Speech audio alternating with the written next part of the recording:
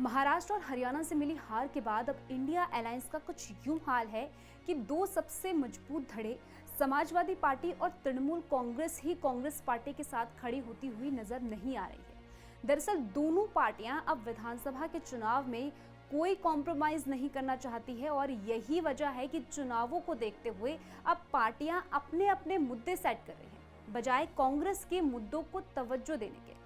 बताएंगे राहुल गांधी से धीरे धीरे अब कैसे पल्ला झाड़ रहे हैं इंडिया अलायंस के दल, लेकिन उससे पहले आयोन भारत को सब्सक्राइब कर लीजिए। स्वागत है आपका, मेरा नाम तान्या अधिकारी है और आप इस वक्त आयोन भारत देख रहे हैं। दरअसल हाल ही में महाराष्ट्र और हरियाणा विधानसभा के चुनावों के बाद अब इंडिया गठबंधन दलों को भी ये समझ में आने लग गया है कि राहुल बाबा के रास्ते पर चलेंगे तो हार के सिवा और कुछ हाथ नहीं लगेगा। और यही वजह है कि पार्लियामेंट में कांग्रेस के सांसद अडानी के मुद्दे पर प्रदर्शन कर रहे हैं, तब सपा के मुखिया अखिलेश यादव संभल के मुद्दों को उठाकर 2027 के विधानसभा चुनाव से पहले एडवांटेज ले गए हैं।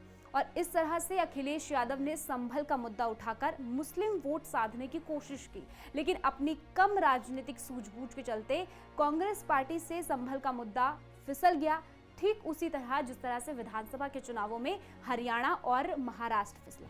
खैर, इसका एहसास होते ही कांग्रेस पार्टी की तरफ से डैमेज कंट्रोल शुरू हो गया। तुरंत ऐलान किया गया कि राहुल और प्रियंका गांधी संभल हिंसा में मारे गए परिजनों से मुलाकात करेंगे। लेकिन आप ये बताइए कि संभल हिंसा की घटना हुए इतने दिन बीत चुके हैं, लेकिन आपने एक बार भी पार्लियामेंट में इसका मुद्दा नहीं उठाया। क्यों? क्योंकि आपको सिर्फ अडानी का रोना रोना आता है, लेकिन असल में आप भारत की अर्थव्यवस्था को बिगाड़ने के चक्कर में हैं। राहुल जी, ये जनता है, ये जनता आपसे ज़्यादा समझदार है, लेकिन अब शायद पब्लिक के साथ साथ खुद इन्हीं के सहयोगी दलों को भी अब ये समझ आने लग गया है कि राहुल से दूरी बनाना ही उनके और उनकी पार्टी के लिए फायदेमंद साबित होगा। यही वजह है कि अब एक एक करके इंडिया गठबंधन के दल इनसे अलग हो रहे हैं, चाहे वो मुद्दे की बात हो, चाहे चुनाव की बात हो। पहले हरियाणा के चुनाव में आम आदमी पार्टी इनसे अलग हो गई थी, यही हाल यूपी के उपचुनाव में भी दिखा। अखिलेश ने इन्हें एक सीट भी नहीं देकर इनकी हैसियत दिखा दी।